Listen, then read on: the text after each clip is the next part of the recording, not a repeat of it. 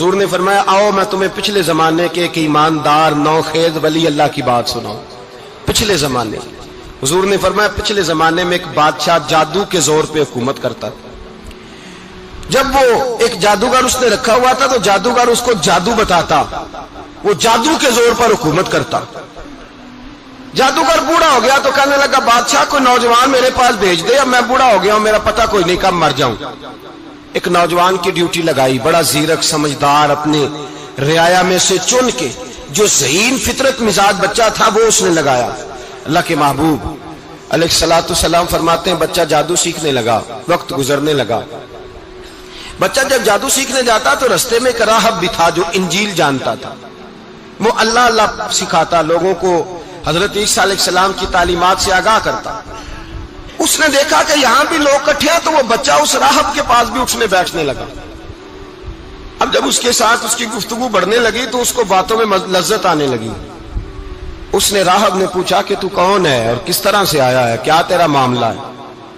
اس نے کہا جی میں جادو سیکھنے جاتا ہوں, آپ کی باتیں مجھے بڑی اچھی لگتی ہیں. اس نے کہا دین سیکھ, جادو سیکھنے والے کافر ہو جاتے ہیں, قرآن و حدیث سیکھنے والوں کو اللہ کامل ایمان عطا فرماتا ہے. فرمایا یہ سیکھ. بچہ بیٹھنے لگا, اس کے پاس آنے لگا, باتیں دل میں گھر کرنے لگی. ایک وقت آیا کہ مسلمان ہو گیا. اور مسلمان کیسے ہوا؟ بچہ کہتا ہے میں تجربہ کر کے ہوا. اب میں تھوڑا سا وقت جادوگر کے پاس بھی جاتا اور باقی سارا وقت وہاں بیٹھتا. میں ایک دن جا رہا تھا تو رستے میں اژدہا تھا, بہت بڑا سانپ تھا, رستہ روک کے کھڑا تھا. یہ حضور نے بیان کی حدیث. نبی پاک صلی اللہ علیہ وسلم فرماتے ہیں بچہ کہتا ہے کہ رستے کے اندر سانپ ہے, رستے بند ہے, لوگ چھتوں درختوں پہ چڑھے, ہراش ہے. کہتے چھوٹا سا روڑا میں نے اٹھایا تو میں نے کہا اللہ اگر جادوگر سچا ہے تو اسے مار دے. چھوٹا سا روڑا میں نے پھینکا, اژدہا کوئی نہ مرا. پھر چھوٹا روڑا اٹھایا, میں نے کہا اللہ اگر وہ عالم سچا ہے تو اسے مار دے. اب جب میں نے روڑا مارا تو اژدہا مر گیا. میرے اندر سے گواہی آئی نہیں دین کی باتیں سچی ہیں, نہیں قرآن کی باتیں اسلام سمجھانے کے لیے عرض کر رہا ہوں. اگرچہ اس دور میں انجیل تھی, اللہ رسول کی باتیں اچھی ہیں. کہتے میں مسلمان ہو گیا, اب میں نے راہب کے پاس ہی رہنا شروع کر دیا, جادوگر کے پاس چھوڑ دیا. اس بچے نے آنا. بادشاہ پوچھتا کہاں زیادہ وقت گزارتے ہو, تو وہ بات گول کر دیتا. وقت تیزی سے بڑھنے لگا. اللہ نے اس نوجوان میں طاقت پیدا کر دی. اب وہ اس کے اندر نا اللہ نے توانائی روحانیت پیدا کر دی. ابھی جوان ہے, 14-15 سال عمر ہے. اب جو بیمار بھی آتا وہ دعا کرتا تو اللہ صحت عطا کر دیتا. جو بھی آتا. بادشاہ کا ایک درباری تھا, بادشاہ کو پنکھا جلتا تھا, وہ اندھا ہو گیا. کوئی ایسی تکلیف آئی کہ نابینا ہو گیا, بڑے علاج کرائے, شفا نہیں ہوئی. کسی نے اس بچے کا پتہ بتایا کانوں میں. اس کے پاس گیا تو بچہ کہنے لگا شفا تو ہو جائے گی پر کلمہ پڑھنا پڑے گا, مسلمان ہونا پڑے گا. جس پیغمبر کا میں غلام ہوں تجھے بھی بننا پڑے گا, دین پہ عمل کرنا پڑے گا, اللہ شفا دیتا ہے. اس نے کہا تو مجھے کلمہ پڑھا, مجھے شفا دے, میں تیار ہوں. اس نے کہا شفا تو اللہ دیتا ہے. اس نے اللہ تبارک و تعالیٰ کا ذکر کر کے دعا مانگی. یہ مسلم شریف میں حدیث ہے, طبرانی میں موجود ہے. اللہ نے اسے شفا دی, اس نے کلمہ پڑھنا شروع کر دیا. یہاں ایک نقطہ لکھا ہے ہمارے علماء نے, کہتے ہیں جب اللہ ولایت عطا کرتا ہے نا تو یہ سفید بالوں والے کا حصہ نہیں ہوتی.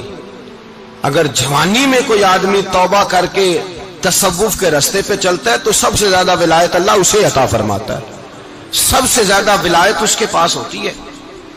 ابھی اس کے بال کالے ہیں, چڑھتی جوانی ہے, دعا کی تو اللہ نے, اور حدیث پاک میں موجود ہے کوڑے آتے تو شفا یاب ہو جاتے, اندھے آتے تو شفا یاب, برس والے آتے تو اللہ سے دے. جوان ہے. بادشاہ کے پاس وہ واپس گیا, وہ جو آدمی جس کی آنکھیں ٹھیک ہوئی تھی. بادشاہ نے پوچھا کہ کیسے شفا ملی, تو کہنے لگا میرے رب نے شفا دی ہے. بادشاہ سجدے کراتا تھا, اپنے آپ کو منواتا تھا معاذ اللہ. کہنے لگا میرے علاوہ کون رب ہے؟ اس نے کہا وہی رب ہے جس نے تجھے پیدا کیا ہے, اور وہی رب ہے جس نے مجھے اندھے کو آنکھیں دی ہیں, وہی ہے میرا مالک. کہا اچھا تو مجھے نہیں مانتا؟ کہا نہیں میں اپنے رب کو مانتا ہوں. بادشاہ نے اسے سزا دی, ستایا. اس نے بچے کا پتہ بتایا, پھر بچے کو بلا کے ستایا تو اس راہب کا پتہ بتایا. راہب بھی قتل ہو گیا, نابینا بھی قتل ہو گیا.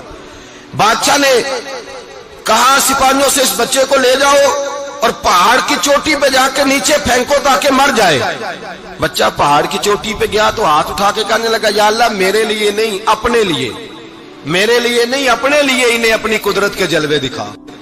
میرے لیے نہیں. اللہ کے بندے اپنی جان بچانے کی دعائیں نہیں مانگتے, اپنے لیے.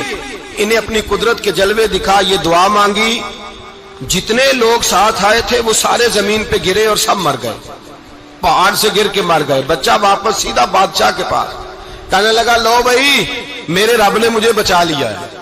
جوان کا ایمان دیکھو, میرے رب نے مجھے, بولو میرے اللہ نے مجھے ایمان کی گواہی دے رہا ہے, میں بچ گیا ہوں, تو جھوٹا ہے, میرا رب سچا ہے. اس نے کہا لے جاؤ اس کو دریا میں, کشتی میں بٹھاؤ, بیچ دریا کے جا کے دھکا دے دو. بیٹھے کشتی میں, دریا کے بیچ گئے, اور جب جا کے وہاں اس کو دھکا دینے لگے تو اس نے کہا اللہ میرے لیے نہیں اپنے لیے.